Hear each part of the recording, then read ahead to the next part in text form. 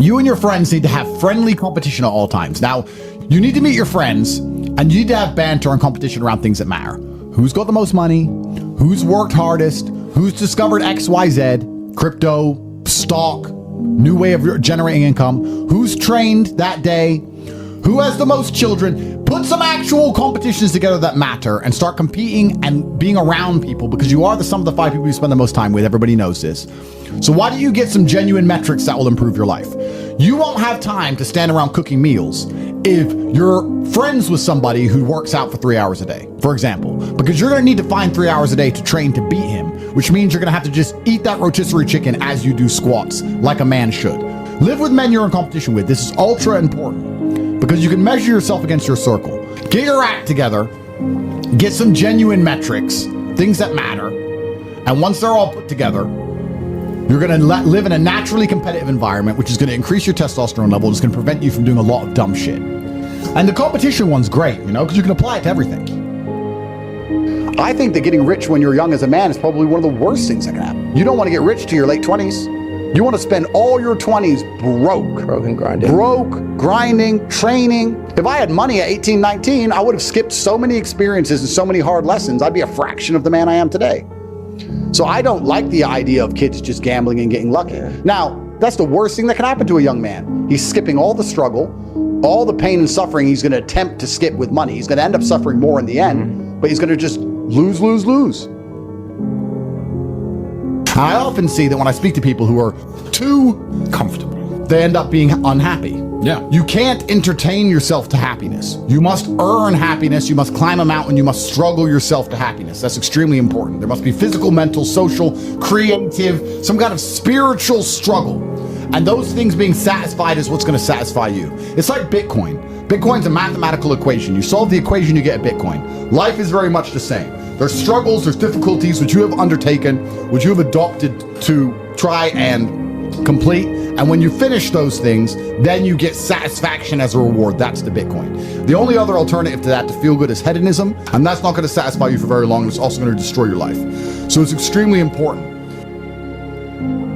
Masculine competition is fun. I think what's fun as a man is being the best at anything, right? So I live in a very masculine environment because masculine competition drives you forward. We all work together. We all work inside of the company and we're very successful. But yeah, I don't really know what's fun anymore. I just feel like nothing's really fun anymore besides working hard, or you need an activity which is so adrenaline filled that it distracts you, which is why I love driving fast cars and fighting, because it's the only time I'm not thinking about work.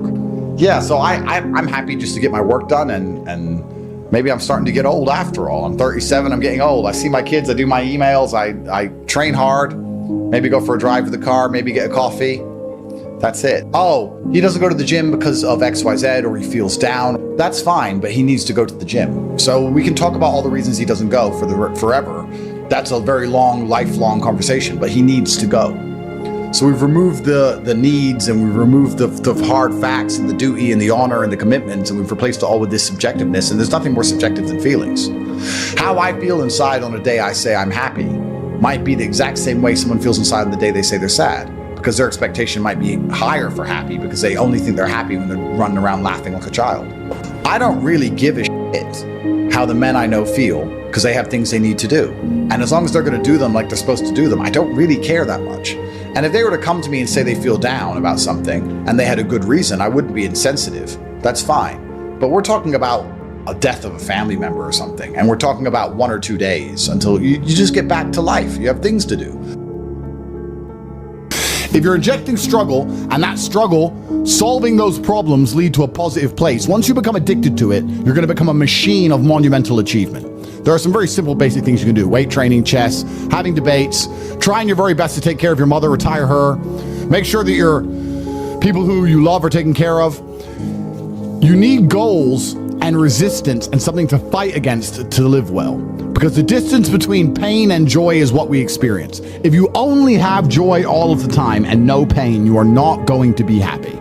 You don't need fun. Fun is the vector from which Satan operates. Every time you look at something which is fun, It's all just hedonistic. There's no money to be made. You don't retire your mother. You don't help the world. You don't give to charity. You don't become stronger. You don't become wiser. You don't learn anything.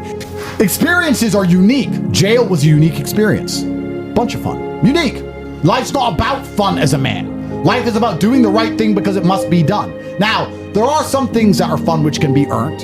And there are some things which are fun that you could do, which perhaps involve skill. Driving a supercar around a racetrack is fun. It involves skill. You have to be good at what you do. Cool. But a lot of this fun that is easily accessible to everyone, because not everybody can get a Ferrari on a closed racetrack. I can, you can't, because you're poor. You do not need fun until you've already reached the highest possible echelon. So this whole idea that you need fun in your life, you don't. What you need is purpose. You need discipline. You need hard work. You need things to do which are going to benefit you and the others around you. You need duty. You need obligations. And you need performance metrics. You need people around you who are going to hold you accountable. You're nobodies. You're not important. Nobody knows who you are. You're not physically strong. You're not financially wealthy. You have bigger concerns. Your obsession with fun is holding you back.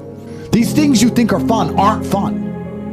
Action solves all things. Time solves all things. God solves all things. And to sit around and be obsessed with feelings is highly feminine. I don't like that energy around me. If I feel sad, I don't cry. Just get on with life. It's the adult mentality. So I'm not sure. Feelings don't cross my mind, if that makes sense. They don't cross my mind because they don't affect my day. So it doesn't change anything. So I have other things to think about. People are afraid of accepting there's a problem because then they know they have a responsibility towards fixing it. Yeah. And they don't want to do anything, one, because they're lazy, and two, because they're afraid they might lose. So they'd rather pretend there's no problem at all. And I think I often say to people in a lot of my videos about a lot of other subjects that it's not always the winning and the losing. It's the fighting in the first place. And there's plenty of men in history you remember who ended up losing in the end. Napoleon, for example, who still fought, which is why they mattered. It's not, if you're only going to fight when you're guaranteed to win, then no bravery is required. And you have to fight so that you can look back on your life and feel happy that you tried to do something when you knew it was going on before it was too late. Forget about the winning and losing for now. Focus on the fight. You must wait for the moment when the opponent's mind is scattered and strike without hesitation. If you do not overcome your tendency to give up so easily, your life will lead to nothing. Objectify your demons so you control them instead of them controlling you. Fear is a reaction. Courage is a decision. You have to train your mind to be stronger than your emotions, especially your impulses, or else you're going to lose yourself. You will only be found by the devil once you are lost, and he will lead you to hell. Most of the important things in the world have been accomplished by men who kept fighting when there seemed to be no hope at all. That's a good slogan for life. You should wake up, look in the mirror, and say, suddenly, the champion returns with initiative and vengeance. Truthfully, a man, I believe, is being able to do the things that are hard or do things you don't want to do because you're supposed to do them. I think that's what a man's always been. A man is supposed to be strong. He needs to be strong, so he has to become strong. That's his job. A man is supposed to be brave. It's not that you can't feel fear, it's that you have to be brave.